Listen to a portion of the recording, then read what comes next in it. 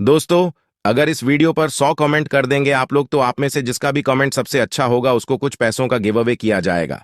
तो प्यारे प्यारे कमेंट कीजिए। नितिन ने अपने आगामी शो के बारे में बताया कि वह इस सीजन में अपना आखिरी शो रेलवेज इवेंट में खेलेंगे। नितिन की हाथ में चोट लगी हुई है, जिसकी सर्जरी के लिए उन्हें आराम की आवश्यकता है।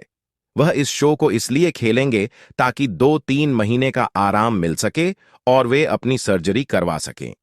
इसके बाद उनका लक्ष्य अगले साल अपने बॉडी मास को 130 किलो तक बढ़ाने का है, ताकि वह आगामी प्रतियोगिताओं में बेहतर प्रदर्शन कर सके। नितिन ने यह भी बताया कि उन्होंने पिछले 7 सालों में कभी कोई ब्रेक नहीं लिया और इस बार यह उनके लिए जरूरी था। शो अपना कौन सा है और उसे मैं क्यों खेल रहा हूँ। तो जैसे कि आप सभी को पता होगी, मेरे हाथ में चोट लगी पड़ी है। मेरे बहुत से भाई सपोर्ट भी करते हैं इस चीज़ को, मतलब सपोर्ट के कंसर्न में बोलते हैं कि भाई हाथ का इलाज करा लो, और बहुत से भाई इस चीज़ को थोड़ा मजाक में बोलते हैं, थोड़ा ट्रोल में बोलते हैं, ट्रोलिंग टाइप में। तो कोई बात नहीं यार, देखो आपकी अपनी मर्जी है। तो बाकी यस, जो ये वाला शो है ये मैं अपनी जॉब वाला खेल रहा हूँ। जो मेरी जॉब है रेलवेज में, उनका साल में एक शो होता है, ये वाला मुझे खेलना बहुत ज़रूरी है। अगर मैं ये शो खेलूँगा तो 2 से 3 महीने का मुझे रेस्ट मिल पाएगा, ताकि जो मेरी अपनी सर्जरी है हाथ की, जो मेरे हाथ में चोट लगी पड़ी है, ताकि मैं इसकी सर्जरी करा के 3 से 4 महीने रेस्ट ले सकूँ और मेरी अब्सेंट आगे ना लगे। तो ये रीज़न है वाला शो खेलने का। और बाकी तैयारी तो अगले साल ऐसे ही करेंगे, बिल्कुल ज़बरदस्त, क्योंकि काफ़ी टाइम हो गया, मेरे पूरे 7 साल हो गए, शायद 2017 से मैंने ऑफ नहीं लिया। मैंने लॉकडाउन में भी तैयारी करी थी, उसमें भी कोरोना के थ्रू, जो कोरोना चला उसमें भी 2-3 शो की डेट्स आई थी, फिर वो कैंसिल हो गई। तो फाइनली तुम्हारा भाई ऑफ सीजन लेगा पूरे 7 से 8 साल बाद। और जो इस बार का टारगेट है, वो टारगेट मैंने रखा है कि 130 किलो करेंगे अपना पूरी बॉडी के। पहले जितने पेन है, चाहे वो लोअर बैक में हो, नी में हो, एल्बो में हो या मेरा ट्राइसेप हो, पहले सारे पेन 5 से 6 महीने में चेंज करेंगे। देन उसके बाद एक अच्छा सा पूरा साल 1.5 साल का ऑक्सीजन लेंगे, 130 किलो वेट करेंगे। जैसे 130 किलो वेट हो जाएगा तो मैं ट्राई करूंगा, जैसे अभी मैं ऑन स्टेज मसल मास लेके रहता हूँ 107 से 8 किलो, तो जो मेरा अगला टारगेट रहेगा वो ये रहेगा कि अगर मैं ऑन स्टेज आऊँ तो 7 किलो मसल मास ऊपर लेके आऊँ। तो यही था, आप सभी को बताना था कि लास्ट शो कौन सा रहेगा। एक अपना 10 से 12 का शो रह गया, यहाँ से चेन्नई में है वो। आप लोगों को मैं वेन्यू बता दूंगा, वेन्यू भी मुझे भी नहीं पता। मुझे अपने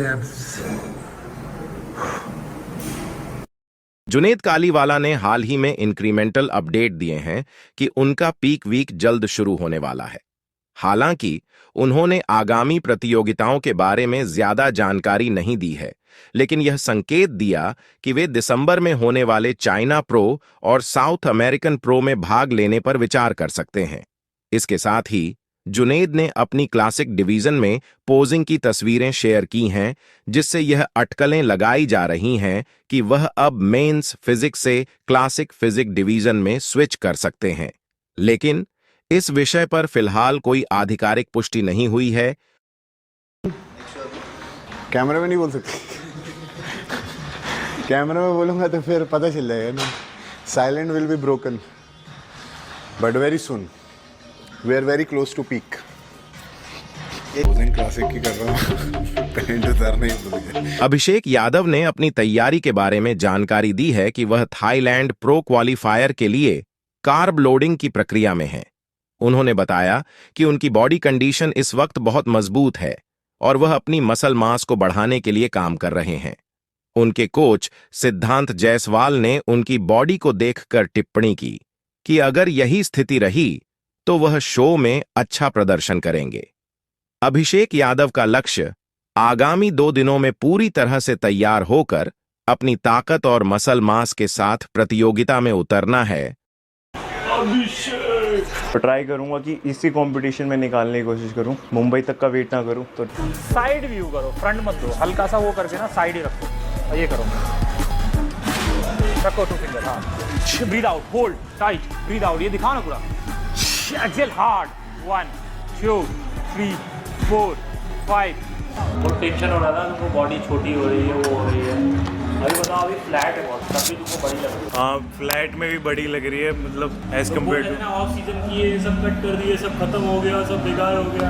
पेशेंस नहीं है लोगों के। हाईलाइट में जो देखोगे उसके बाद ये वाले शो में अलग देखोगे। मेरे को क्या, लोगों को भी ऐसे ही लग रहा था पहले, और लास्ट वीडियो में कह रहे अब अच्छा लग रहा है। प्रोसेस में बहुत सारी चीज़ें ऐसे होता है, ऊपर जाता है, नीचे होता है, ऊपर जाता है, नीचे होता है, ऊपर जाता है, नीचे होता है, अप्स एंड डाउन होता है, समय देना पड़ता है।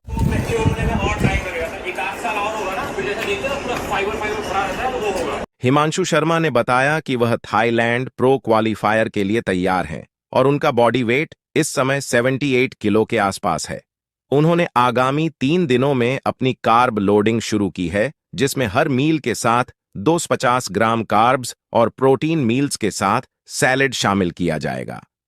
मुकेश सिंह गुरुजी ने हिमांशु की बॉडी की स्थिति को देखकर सुझाव दिया कि अगर उनकी स्थिति और बेहतर होती है तो उन्हें क्लासिक डिवीजन में भी भाग लेने का विचार करना चाहिए।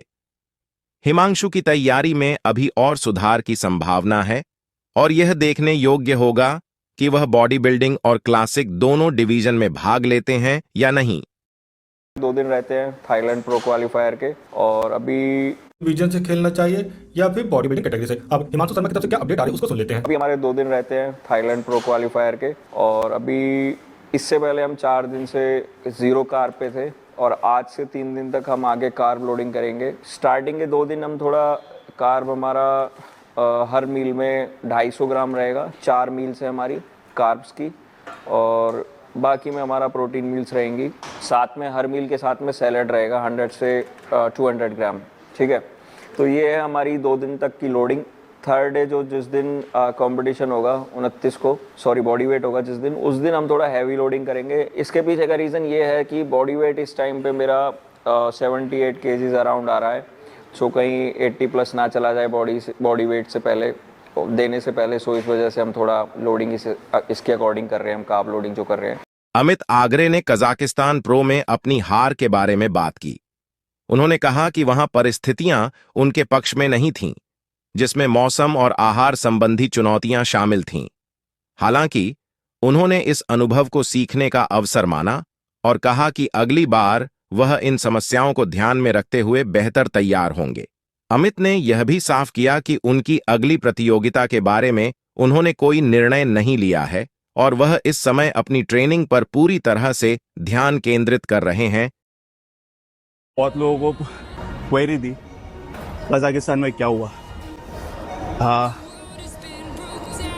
ना, मैं ऐसा हूँ ना भैया ऐसे कि हम लोग एक्सक्यूजेस दे ना, हम लोग हमारी चीज़ें बताते। अच्छा हो तो बताएंगे, बुरा हो तो हम लोग, बट वो चीज़ें की काफ़ी चीज़ें होती है जो कंफर्ट में रही चीज़ें तरीके से रही तो बहुत इजी हो जाता है। फूड को लेके, वेदर को लेके बहुत सारी चीज़ें तो हमारे फेवर में नहीं थी, बट ठीक है, लेकिन सीखने बहुत कुछ मिला, लर्निंग एक्सपीरियंस था। अभी पता है कि अगर कहीं जाना है तो क्या कैसे जाना होता है, क्या क्या चीज़ें रहनी चाहिए साथ में। पर ठीक है, वी डिड गुड। कोई भी एक्सपीरियंस कुछ भी हो, आप उससे कितना पॉजिटिव निकाल सकते हो मैटर करता है, ना कि नेगेटिव। ऑब्वियसली कुछ चीज़ें थी वो काश ये करते थे, वो करते थे, वो काश अगले इसमें नहीं होना चाहिए, वो मेक श्योर करो और वो मेक श्योर करेंगे। About the next show I have no idea. I'm just following what my coach says.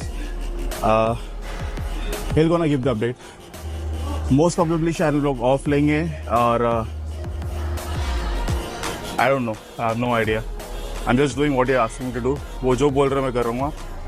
And till though हम लोग हमारा काम कर रहे हैं चुपचाप, बस फोकस करना खुद की जो इम्प्रूवमेंट्स है, कि जो गलतियाँ हुई है वो अगली बार ना हो। और अभी मैंने स्टार्ट किया है हार्डली, लाइक ऐसा लग रहा है कल ही जून जो है, almost like end of the year. Still learning, बहुत दूर जाना है यार, बहुत लंबा सोचा है मैंने। सिद्धांत जायसवाल ने एक इमरजेंसी स्थिति का खुलासा किया है। वह थाईलैंड प्रो क्वालिफायर के लिए यात्रा करने जा रहे थे, लेकिन उनके पासपोर्ट की एक्सपायरी तिथि 14 मई 2025 है, जो कि यात्रा के लिए आवश्यक 6 महीने की वैधता से 10 दिन कम है। इस वजह से उन्हें फ्लाइट में चढ़ने से रोका गया। सिद्धांत ने इस मामले में मदद की अपील की है और कहा कि अगर कोई थाईलैंड इमिग्रेशन से अनुमति पत्र लेटर प्राप्त करवा सकता है तो वह उनकी यात्रा में मदद कर सकता है। सिद्धांत ने बताया कि उनके पास सभी दस्तावेज और जानकारी सही हैं, लेकिन पासपोर्ट की वैधता को लेकर समस्या खड़ी हो गई है। सिद्धांत ने अपनी यात्रा को लेकर चिंता व्यक्त करते हुए कहा कि वह इस समस्या का समाधान निकालने के लिए प्रयास कर रहे हैं और मदद के लिए सभी से अनुरोध कर रहे हैं। भाई इमरजेंसी है और हेल्प की ज़रूरत है, एडवाइस की नहीं, हेल्प की, अगर आप जेन्युइनली कर पाएंगे तो। अभी जैसे सबको पता है कि थाईलैंड प्रो क्वालिफायर है, उसके लिए मैं एयरपोर्ट पे आया था, अभी सुबह का 3 बज रहा है, और मेरा जो है वहीं पे सारे टीम के साथ एयरबीएनबी बुक है, सब कुछ है, और अभी सुबह का 8 बजे का फ़्लाइट था मेरा, और 2 तारीख का मेरा रिटर्न भी है। बट अब प्रॉब्लम यहाँ पे क्या हुआ है कि मेरे पासपोर्ट की एक्सपायरी जो है वो 14 मई 2025 की है, यानी कि आपका 6 मंथ का वैलिडेशन होना चाहिए। मेरा 6 मंथ में 10 दिन कम है, तो अब ये लोग यहाँ से मुझे फ्लाई करने नहीं दे रहे हैं, बोल रहे हैं कि आपको पासपोर्ट आपका फिर से रिन्यू कराना पड़ेगा, फिर आपको जाने को मिलेगा। अब क्या है कि मेरा केस जो है बहुत ही, मुझे पता है कि बहुत रेयरली ऐसा होता है किसी के साथ कि 10 दिन और ऐसे वैसे, और ऐसा है भी नहीं कि यूरोपियन कंट्री में जा रहा हूँ या जो है अरब कंट्री में जा रहा हूँ या यूएस जा रहा हूँ। एशियन कंट्री है, वो भी थाईलैंड है, वीज़ा ऑन अराइवल है, सब बहुत इजी है, और उसके बाद फिर मेरा सब कुछ स्ट्रॉन्ग है, ITR से लेके सारी चीज़ें लेके, मतलब कोई भी मेरे पास ऐसा रीज़न नहीं है कि जिसकी वजह से मैं थाईलैंड रुकूँ।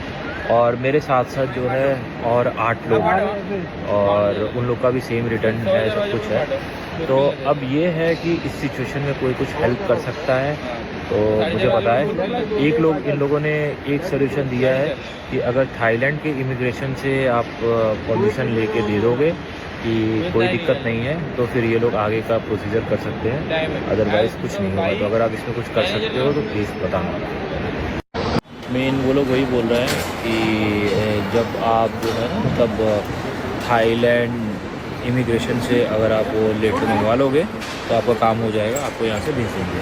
तो मेरे थाई क्लाइंट्स भी हैं मेरे, जो कि अभी सो रहे हैं, तो जब तक वो उठेंगे तब तक मेरी फ़्लाइट उड़ जाएगी। बट मुझे कोई दिक्कत नहीं है, मैं दूसरा भी फ़्लाइट पकड़ लूँगा, बस मैं वहाँ से लेटर का वेट कर रहा हूँ। अगर आप लोगों के भी कॉन्टैक्ट में कोई है जो थाईलैंड इमिग्रेशन से लेटर भेज सकता है, मेल कर सकता है, जो वो इंसान का काम है हाथ पाँव मारना, मैं हाथ पाँव मार रहा हूँ। अगर उसमें आप लोग कुछ कर सकते हो तो ज़रूर बताना, बाकी नहीं कर सकते तो फिर देखा जाएगा। बट मुझे लगता है हो जाएगा, कर लूँगा।